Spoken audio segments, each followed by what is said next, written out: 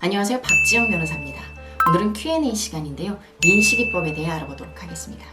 민식이법이 무엇인지, 그리고 왜 이렇게 논란이 되고 이러한 것들은 기우인지 아니면 걱정할 만한 상황인지 하나씩 살펴보도록 하겠습니다.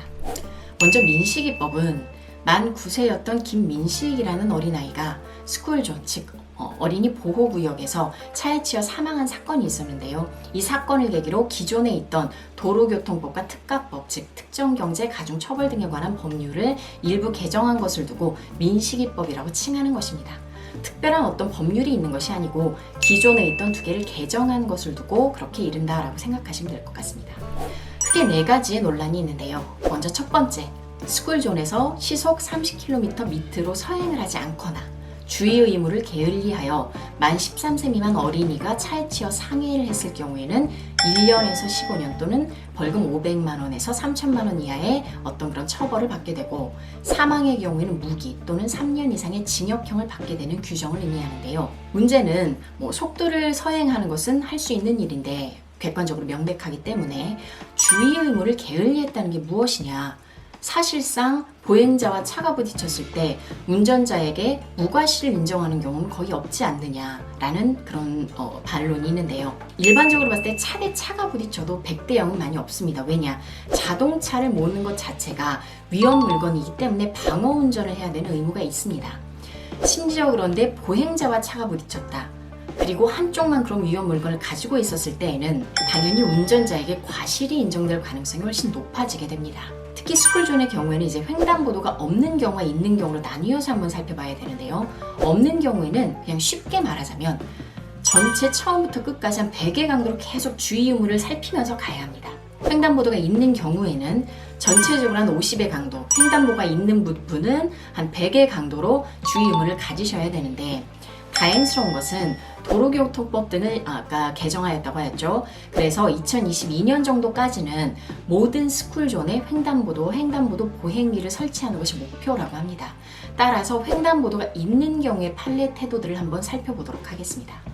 먼저 보행 신호가 녹색인 경우에는 당연히 정지를 할 것이고, 문제는 적색인 경우 혹은 녹색이었다가 빨간색으로 바뀌는 경우 혹은 아직 보행기가 없는 경우로 나뉘어 볼 수 있는데요. 판례는 대체적으로 크게 한 가지를 주요하게 봅니다. 예견 가능성인데요. 간선도로가 있고 복잡한 교통 상황이 있고 해당 교차로에 자동차의 신호기만 있고 보행 신호기는 따로 없었습니다. 자동차 신호기가 녹색이 되어서 차가 직진을 하였고 이에 따라 횡단보도에 있던 사람을 못 보고 치였는데요. 이 경우에도 죄가 된다고 하였습니다. 왜냐? 이 자동차의 교차로 신호기는 차가 가라는 뜻이기는 하지만 그 사이에 있는 횡단보도에 주의 의무를 게을리하라는 뜻은 아니다. 따라서 횡단보도에는 보행 신호가 있든 없든 주의 의무를 해야 된다는 판례입니다.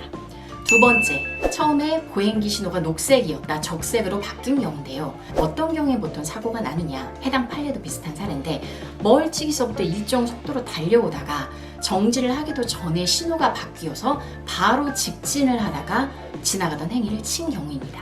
이 경우에도 시야 확보 또는 예견 가능성을 보는데요. 옆에 차선이 많고 높은 차도 많고 그래서 이 행인이 보였다, 안 보였다, 그러면은 문제가 되지 않지만 충분히 시야가 확보될 만한 상황이었다라고 판단이 된다면 예견 가능성이 있으므로 죄가 된다라고 합니다. 따라서 보행 신호가 있든 없든 적색이든 아니든 일단은 멈추어서 한번 보는 것이 좋을 것 같습니다. 두 번째로 많이 얘기를 하는 것이 등하교를 책임지는 우리네 가족들이 전과자가 될 가능성이 높다. 특히 가족 중에 공무원 시험을 준비하거나 혹은 공무원인 사람이 있는 경우에는 당연퇴직 혹은 결격이 될 가능성이 있는데 이 부분은 좀 가혹한 거 아니냐라는 반문입니다. 국가공무원법과 지방공무원법에는 어떤 규정들이 있느냐? 금고 이상의 형을 받거나 그러한 형을 받고 집행유예를 받은 경우에 당연퇴직이 되거나 혹은 임용시에 결격 사유가 됩니다. 민식이법을 보면 상해의 경우에는 벌금형이 있기 때문에 경과실인 경우 문제가 되지 않지만 사망의 경우 문제가 됩니다.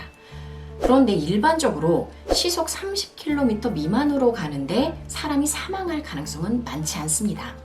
이번에 문제가 된 사건의 경우에도 불법 유턴을 하면서 가속을 붙였고 시야 확보가 되지 않아서 2세 영하를 치여서 사망을 하게 된 사건이지, 이를 일반적으로 곱게 뻗은 길을 그냥 가던 중에 사망을 하기는 쉽지 않습니다. 특히 속도가 낮은 경우에는요.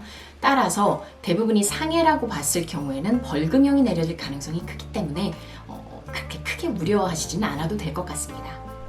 세 번째가 다른 처벌 규정과 비교했을 때 형평에 맞지 않다라는 주장인데요. 두 가지가 이제 특가법에 있는 경찰이 불법 연행, 체포 구금하여 사망 또는 상해에 이른 경우인데요. 또 하나가 이제 음주운전이고요. 그 윤창호법으로 불리는 것이죠. 거의 고의에 가까운 불법 행위를 경과실과 동일한 법률로 처벌 규정으로 하는 것이 옳으냐? 고의 과실을 일일이 처벌 규정마다 나누어서 이때는 이거여야 되고 이 두 개는 같은 법률로 해야 되고 이러한 규정은 따로 없습니다. 그렇기 때문에 어린아이를 보호해야 된다는 사회적 공감대가 형성이 되고 국민적 합의가 있다면 충분히 이와 달리 처벌 규정을 정할 수도 있습니다. 하지만 여전히 의문이 남는 것은 하한선이 매우 높은 그 민식이법의 특가법, 즉 징역 3년 이상으로 정한 것이 과연 옳은 것이냐, 기존에 있던 교특법의 상한만 높여서 재량의 여지를 많이 주는 것이 좋지 않았을까라는 그런 의문은 남습니다.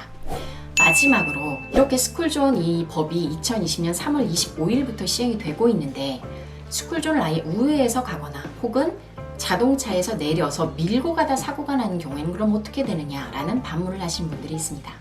스쿨존을 우회해서 가는 건 당연히 문제가 안 되지만 등하교를 책임지는 우리네 가족들은 학교 앞까지 가야 되는 경우가 많기 때문에 차를 놓고서 시동을 끄고 밀고 가다가 사고가 나는 경우에는 민식이법인 특가법에는 적용이 되지 않아서 문제가 되지 않습니다. 다만 교통사고 특례법 즉 교특법에는 여전히 걸리게 됩니다. 차이가 무엇이냐? 특가법은 자동차를 운전하다가 사고가 났어야 되고 도로교통법상 자동차란 원동기에 의해서 굴러가야 합니다. 그러다 보니까 이 부분은 특가법이 적용되지 않고요. 교특법의 경우에는 차를 운전하다가 사고가 났어야 됩니다. 도로교통법상 차는 무엇이냐? 승용차도 포함을 하고 있지만 사람이나 가축이 힘으로 도로에서 운전을 하는 것도 포함이 됩니다. 사람이 수레를 끄는 것, 소가 쟁기를 짊어지고 수레를 끌고 가는 것, 자동차를 끌고 가는 것도 여기에 포함이 됩니다. 따라서 교특법에 위반이 되게 되면 2천만 원 이하의 벌금이기 때문에 경과실일 경우에 몇십만 원 정도의 벌금이 물릴 수 있습니다. 최하한선이 500만 원 벌금인 민식이법에 비하면 낮지만 여전히 법률을 위반하는 것이기는 합니다. 이제까지 민식이법을 살펴봤는데요.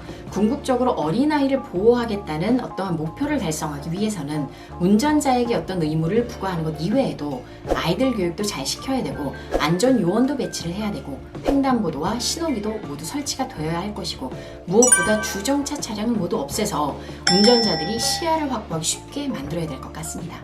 여러 가지를 모두 합하여 꼭 이러한 목표가 이루어지길 바랍니다.